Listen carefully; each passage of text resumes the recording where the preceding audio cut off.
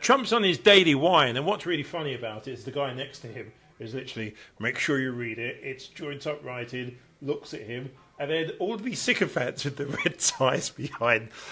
Is he casting for some new reality show? What an absolute joke. Now, I understand there are people who think this is the best thing since they last looked at a bit of a used toilet roll after they've wiped their backside with it, otherwise known as your favourite MAGA people. For them, this is incredible. This is like the best experience probably they're going to have of the day. Never mind.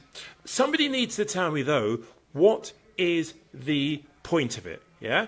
Is this actually hitting home in the swing states? Is this making you think, if you weren't too sure, after you've seen former guy wittering on, is it making you think, right, when it comes to the box, I know where I'm putting my tick? And by the way, all of your representatives who are here got nothing better to do. Yes? Oh, he's not going to take any questions. There's a surprise. You know, one day he's going to walk straight into the wrong way. Oh, whinge wine. Bye. Bye-bye. Shut the door on the way out. There you go. And the sycophants disappear as well. Lives across the country in these battleground states, many of calls Alan Dershowitz, a great gentleman. This is election interference at the most obvious, and every American, no matter whether you're on the Trump team or against him, whatever political affiliation it is. And he goes on to say he's a Democrat. He can't be right about everything because he's making a big mistake.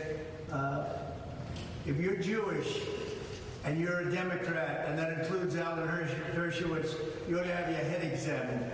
You see what's going on with Israel. But he goes, I'm a Democrat. Well, thank you very much. As you know, I'm under a gag order, so I can't really answer those very simple questions that you're asking. I'm under a gag order. Nobody's actually seen anything like it. But we talk about subjects we're allowed to talk about. Would love to not be in the gag order. I'm the Republican nominee for president. I'm leading in every poll, and I have a gag order. So I think it's totally unconstitutional, and we'll test that. This will be tested, because this should never happen to another candidate or another person, what's happening here. And today we had a very good day in court. You see what's happening, and you'll have to report it because I can't talk about it too much. Representative Byron Donalds, terrific young congressman. This is a travesty of justice. Look around New York. New York's got a lot of issues, and he talks about the issues. We have people being killed right outside, and yet we have 20 prosecutors sitting over there for what most people, almost every single legal analyst says, no crime. There's no crime. The hallway there saying that all of these legal experts keep saying there's no crime there. And I've been going through all of the reports, all of the editorials, all of the left-leaning news sources. I can't find a legal analyst out there who's actually explaining how a crime was committed here, how there. He's just in the way. This can turn to you, it could turn to me, it could turn to our children. And that's what they're doing. They're indoctrinating, they're corrupting, and they're throwing out the American Constitution that our country was made on. It is completely out the window. It's so sad to see, Sean. It has to stop. It has to stop. All right. Well, you know, they don't.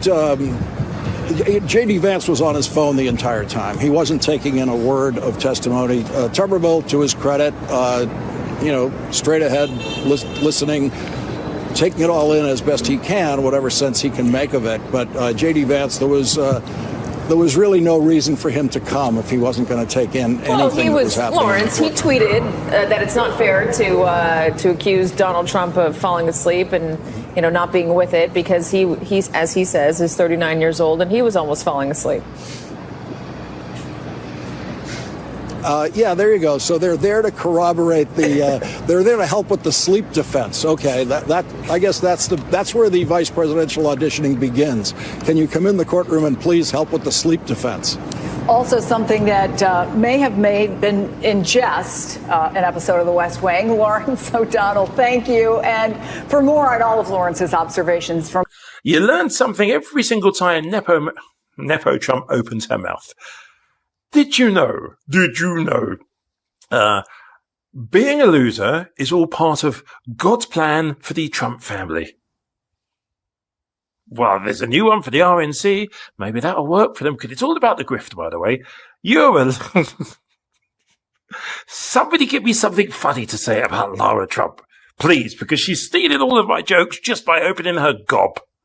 I'll tell y'all something. The 2020 election was really tough. We put our blood, sweat, and tears into it in our family. Man, did we pour everything we had into that election. And none of us in this room, and especially none of us in our family, liked what happened. But I believe that God had a plan. And as much as we are hurting as a country right now, as terrible as it is to see day in and day out what is going on, the complete void at the White House, because I don't even know what you want to call that going on there, I believe that God had to do this so that so many people could wake up and see what is going on. And ladies and gentlemen, they are waking up every day. They are seeing what is going on. And let me tell you something. Once you are awake, you do not go back to sleep. Once you see it, you can't unsee it. People in this country are starting to realize what's going on. And so I'm ready for November 5th, 2024.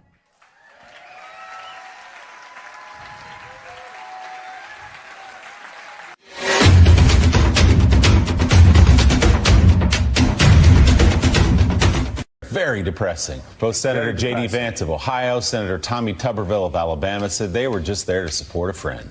But both then criticized Trump's former fixer, Michael Cohen. Vance also attacked the judge's daughter, repeating claims made by the former president. Joe, yes. Courtrooms aren't supposed to be like Studio 54 and 79. They are a little drab. They are a little boring. They are, in fact, a little depressing.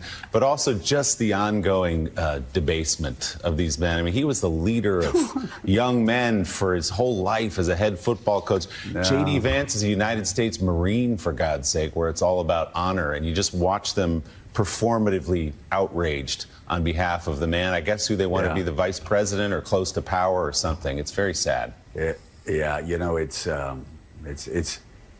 different stories for both of these men. Tommy Tuberville wasn't exactly sure who fought in World War II and what World War II was fought for.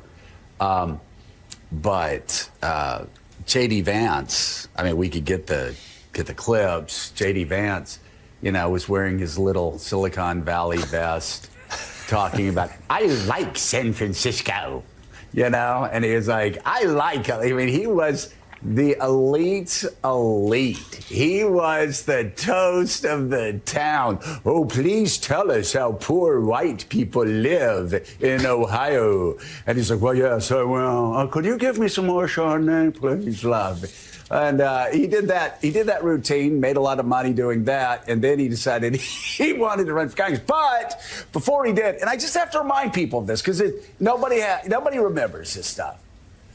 J.D. Vance said in 2016 that if you loved Jesus, you couldn't support Donald Trump. He didn't say that like in 2002 in Silicon Valley or like, say buy, sell. He said that in 2016. If you love Jesus, if you were a Christian, you cannot support Donald Trump. Now furiously on the vice presidential treadmill, he has changed his mind and has decided that this is the most noble of men. In his porn star trial in a very, very depressing courtroom. And if Tommy Tuberville would like a list of really great interior decorators across Alabama, Northwest Florida, I could give him some people. I talked to my friends in Pensacola at Dodge. Say, hey, could you go fix up the courtroom? Tommy Tuberville says it's depressing. It's just the stupidity of it all.